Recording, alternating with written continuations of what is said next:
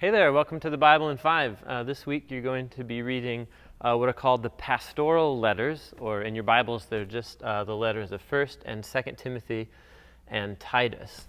These are Paul, the Apostle's final letters.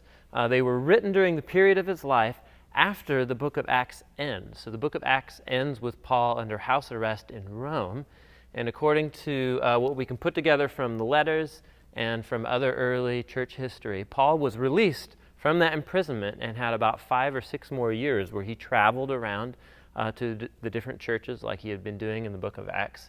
And then he got arrested by the Roman authorities again, was put in prison, and then executed. And so these letters come from that period, that final period of his life again.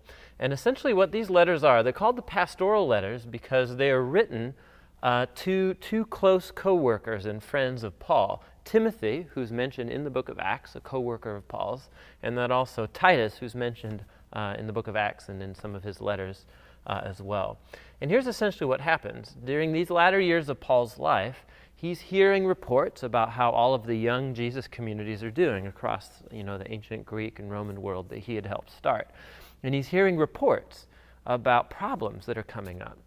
So, for example, in the church of Ephesus, where Timothy is now a pastor, he's getting reports about false teachers, or teachers who had arisen in the community, but they were not teaching the true version of the gospel. And not only that, but their lives were immoral. They were becoming morally compromised, and they were leading certain people in the community, especially women in the community of Ephesus, astray.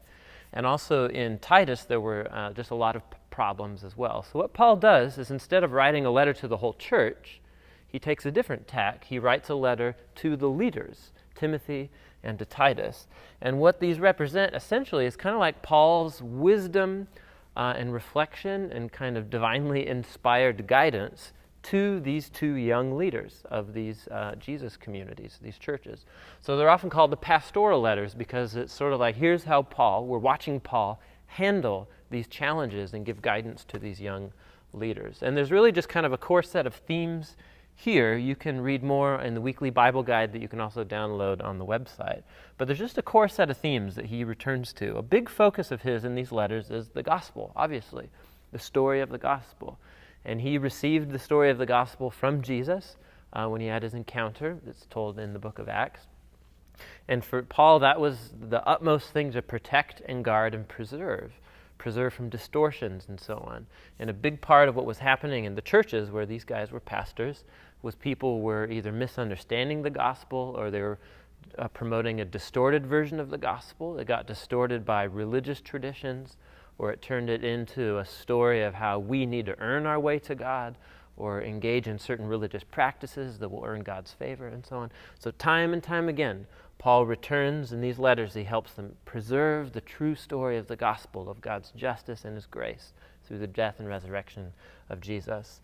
Another part of a theme that's kind of coincides with this one is when people are having a real encounter with the true gospel, it will change their lives. And so a big part of what he goes at is there are lots of people in these church communities who say they're believers or say they're Christians or who say they're teaching the gospel, but their lives say otherwise. Their lives show moral compromise. They're not people of integrity. They aren't being changed by the gospel. And so a big part of a theme of what Paul writes here is he encourages Timothy and Titus to not just focus on what people believe, but to really challenge how people live. Because if you believe the gospel, the result will be life change. That's just the way it goes. The gospel is challenging and rescuing us at the same time. And so a big thing that he highlights for these pastors is to focus on the gospel should result in life change. The last piece that Paul focuses on is he encourages Timothy and Titus to develop leaders. In other words, a community of Jesus shouldn't be a place where there's just like one person in charge. A big theme that he says here is you need to be developing new leaders. And so in both Timothy and Titus, he talks about qualifications for men and for women for being leaders. And that's all has to do with character, with humility, with their ability to be shepherds or to teach in the church or whatever. because it's in the developing of new leaders that the Jesus community is going to grow and spread and so on.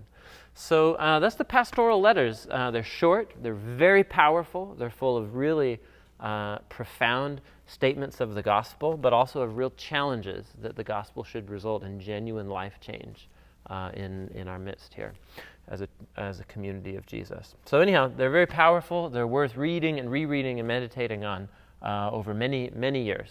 And I hope it's a good, challenging read for you. We'll see you next time.